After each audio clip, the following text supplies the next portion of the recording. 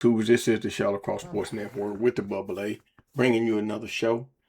Tonight we're gonna finalize what went on with the Titans over the last Thursday, Friday, and Saturday, and finally talk about the draft and what the Titans did, as well as look at the NFL draft as a whole. With that said, let's get right on into it.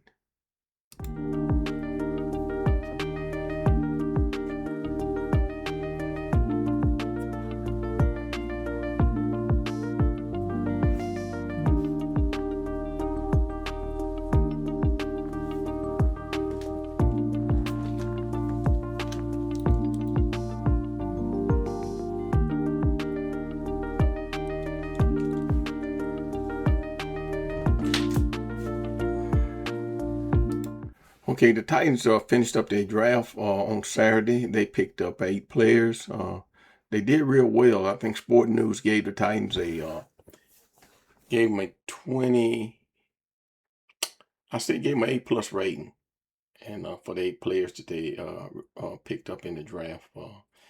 Titans did make some trades. They got rid of the 4th round pick to move up to get Keldric Faulk. But anyway, just let's look at see what the Titans did. And just looking at this, in the first round, they got Carnell Tate, explosive receiver, runs routes, precise routes, catches everything he throws to him, doesn't drop the ball at all. And out of Ohio State, and then of course in round 1 they traded up to get edge rusher Keldric Faulk. Keldric Faulk is 6'6.5", about 275 pounds. Plays the run real well. Still needs to develop as a pass rusher, but they'll be able to fix that and get him right into the groove of things. He's a very good player, and he's very young, 20 years old. So the Titans did real well in those first 2 picks, and then of course came back and got a real downhill linebacker in Anthony Hill out of Texas. I think he's about 6'2", 235 pounds, and he's going to be able to play right beside Gray and be an asset for the Titans and Coach Sala. And then of course in the fifth round they pick up Fernando Carmona, a big guard out of Arkansas. I think he's like 6'5", 315. And he's a very good, he's a mauler, very good run blocker, and pretty effective in the pass blocking also. And then of course the biggest steal I think of this whole draft was picking up running back Nick Singleton. Now what everybody was saying about Nick Singleton, saying he didn't have the vision that he needed as a running back, a lot of it had to do with Penn State's offensive line not blocking well. And so he is a one-cut runner that can take it to the house. I thought a couple of years ago, I thought he was as good as Barkley, in which he broke a lot of Barkley's records. So he's going to actually give us a thumper. He's around 220, and he's a 4.35 or 40 guy. So he's going to give us the Tennessee Titans a lot of support in the run game. And then, of course, we have defensive tackle Jackie Marshall from Baylor. Very good inside. I think he's like a 1-0-1 and a 3-gap penetrator type defensive tackle, which means he can play over the top of the center and then play right there beside the center, between the center and the guard on both sides, and penetrate. And then we got center Pat Coogan from Indiana, and he's going to be an asset for us too. Probably won't start right away, but he'll work his way in there. He was the lead center for Indiana when they won the national championship. And then also we picked up a tight end. He's about 6'2" or 3, 245 pounds. He was a linebacker at Clemson, but he followed the head coach from Clemson to Oklahoma. And they made him a tight end, and he turned out to be a very good player for Oklahoma. But that's what the Titans did as far as draft day. They've picked up numerous free agents since then, and I'll have that for you in the next show. But they did very well. The Titans did. They did exceptionally well, in my opinion, and things are looking on the up and up. So hats off to the Titans. I actually went to the draft party, and it was very exciting to hear him call Carnell Tate's name. And I'm real high on Carnell Tate. But anyway, With that said, let's get over here to look at the final draft round of the first round. And of course, let me slow that down for you. So, of course, the first round, saw Fernando Mendoza go first overall, David Baylor second overall, Jeremiah Love third overall, Carnell Tate fourth overall, and Arvell Reese fifth, and Mansour Delane sixth. And then in the sixth pick. And then, of course, the Titans picked Carnell Tate, 6'3", 300, 4'5", 340. He has a lot of skill. Reminds you of Davante Adams. And then, of course, Fernando Mendoza, he reminds you of Joe Flacco, but then that's a new modern day reminder. It kind of reminds me of Vinny Testaverde. And then Nick Bonito, he's another Miami player. David Baylor kind of reminds me of him a little bit. Arvell Reese, Javon Curse, with the long arms that Javon Curse had. He reminds me of Javon Curse a little. And then, of course, Mansour Delane, Trent McDuffie, who went to the Rams. Kansas City traded them off to the Rams. And then, of course, Sonny Style. I put down Sonny Style reminds me of Tremaine Edwards. They're about the same size. They can cover real well. And they'll be playing that same position. Tremaine Edwards, I think, plays for Buffalo right now. But anyway, he's going to be an outstanding player for Washington. Jordan Tyson, real good receiver, possession receiver. Almost similar to he's similar to Carnell Tate, but Carnell Tate is more of a precise runner than route runner than Jordan. And Jordan's good, but he's not as good as Carnell Tate, in my opinion. Spencer Fernando, Utah, 6'5", 310-pound offensive tackle. He was the first offensive tackle off the board. He's going to help shore up that offensive line for the Browns.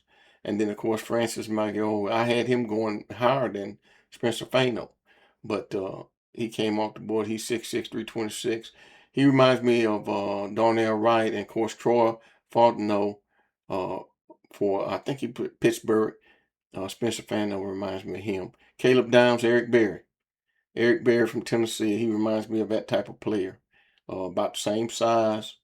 Eric Berry may have been a little bit taller and a little heavier, but Eric Berry was a downhill safety. He could cover and he could come down and play the run very well.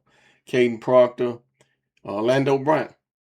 Reminds me of Lando Brown, who's still, if I'm not mistaken, still in the league.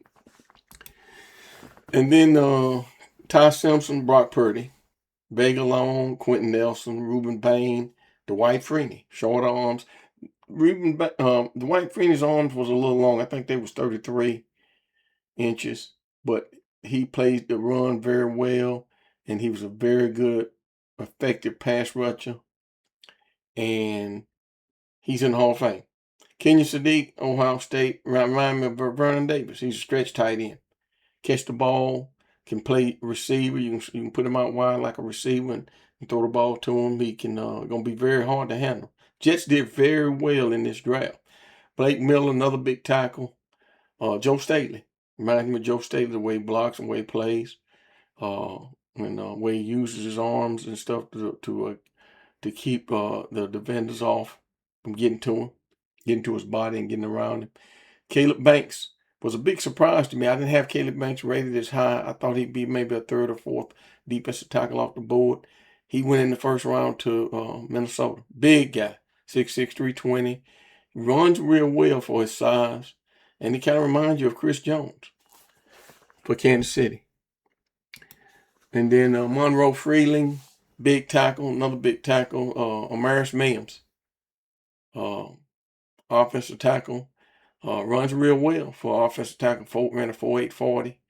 And then Mekhi Lemon, he's sort of like the Amon Race St. Brown. He's a guy that he's just out there and he's not real fast, but he's going to catch everything you throw to him, and he runs routes real precise. He could be as effective in the NFL as Carnell Tate is going to be. And then, of course, Max Ian Anchor went to Pittsburgh, big tackle. He came from a junior college, and then I think, if I'm not mistaken, he only played football in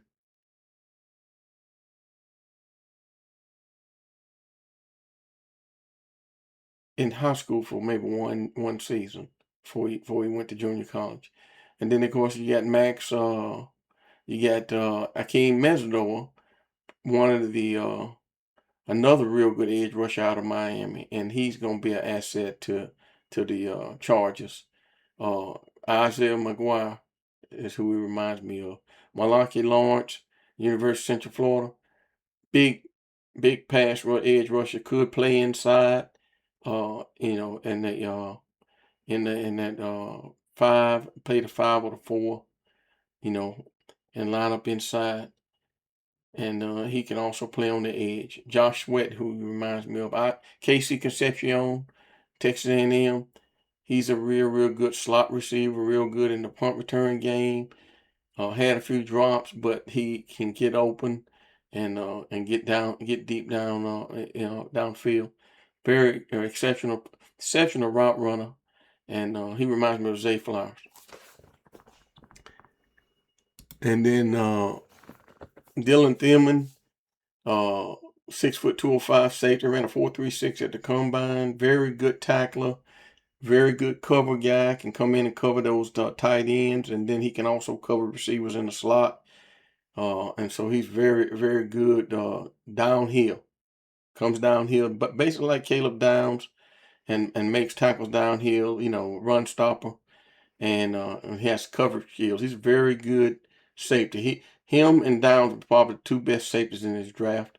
And of course Downs may be a little better, but anyway, Keelan Rutledge, Georgia Tech, didn't have much on him, but he was a guard that excelled at Georgia Tech, and he reminds me of another Georgia Tech player, Shaq Mason. And then of course Chris Johnson, San Diego State defensive back.